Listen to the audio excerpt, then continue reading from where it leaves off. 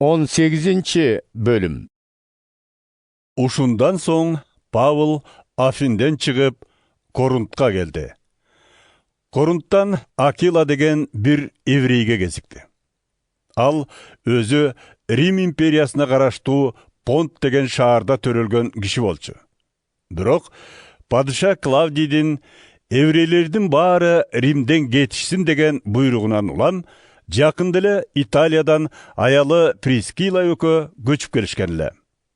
Павыл аларды көргөнү барып, кесиптеш болгондуктан ал экөө менен бирге чатыр жасап, чогуу туруп калды. Анан ар дем алыш сайын синагогага барып, еврейлерди да, башка улуттагыларды да ишендирүүгө аракет кылды. Македониядан Сила менен Тиметей келгенде, Павыл бардык убакытын жакшы кабар таратууга арнап, иудейлерге Исанын Машаяк экенин далилдеп жүрдү. Качан гана алар каршы чыгып, тил тийгизгенде чапанынын чаңын кагып, «Өз балыңар өзүңөргө. Мен силер үчүн жооп бербейм. Эми мен башка улуттагыларга барам», деди. Ошентип алардан кетип, Исанын Тити Жус деген еврей эмес шакиртинин үйүндө жашап калды. Анын үйү синагоганын жанында эле. Синагога башчысы Крисп бүт үй бүлөсү менен эгебиз Исанын жолуна түштү. Ошондой эле Корунтта жашаган дагы көптөгөн адамдар жакшы кабарды эшитип, ишенимге келишип, сууга чөмүлүштү. Бир түнү Павыл аян көрдү. Эгебиз ага: «Коркпо, Павыл, сүйлөй бер, эч токтобо.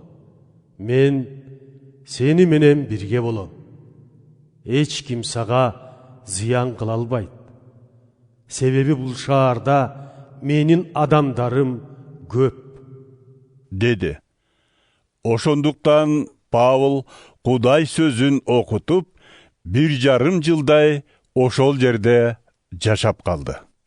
Ахая аймагына Галион губернатор болуп турган кезде, иудейлер чогулуп алып, Павылды кармап, сот мекемесине сүйрөп алып келишти. Бул адам биздин касиеттүү диний мыйзамыбызга туура келбеген жол менен Кудайга табынууну үгүттөп жүрөт, дешти алар. Павыл эми сүйлөйүн дегенде, Галион иудейлерге: «Эгер бул киши бир кылмыш кылды, же тартип бузду десеңер, арызыңарга көңүл бурмакмын. Бирок бу жерде кайсы бир мага тааныш эмес сөздөр, ысымдар жана өзүңөрдүн мыйзамыңар жөнүндө кеп болуп жаткан соң, аны өзүңөр талдап чыккыла. Мен мындай маселени карагым келбейт», деди. Ушундай деп аларды мекемеден айдап чыкты. Анан баары синагога башчысы Состенди кармап алып, мекеменин так астында ура кетишти. Галион болсо билмексенге салып, аларды карап да койгон жок. Павыл Корунтта бир топ убакыт турган соң, ал жердеги боордоштор менен коштошуп, Прискила менен Акиланын коштоосунда Сирия тарапка кеме менен жөнөп кетти. Кудайга берген назир антын сактап, Кеңхреяда чачын алдырды.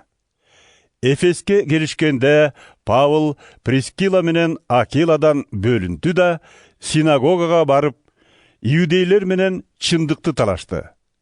Алар Павылдын көбүрөөк убакытка калуусун суранышты.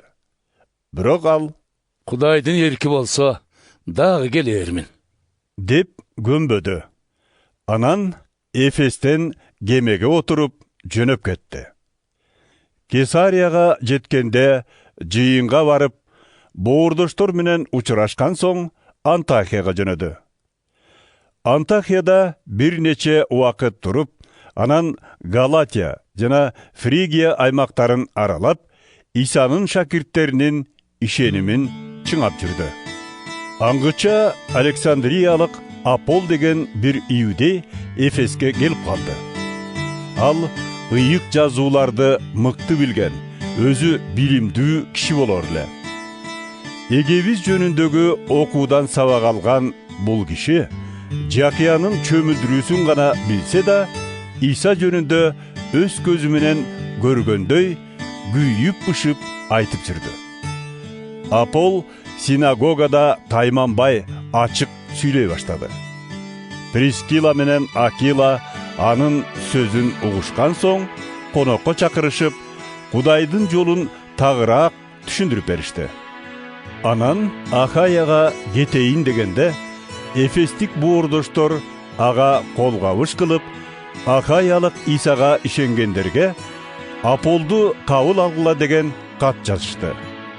Аполдун Ахаяга келгени андагы Кудайдын ырайымы менен ишенгендер үчүн зор жардам болду. Анткени ал ыйык жазуулардан Исанын Машаяк экенин далилдеп, эл алдындагы айтыштарда иудейлердин жаңылыштыктарынын бетин ачты.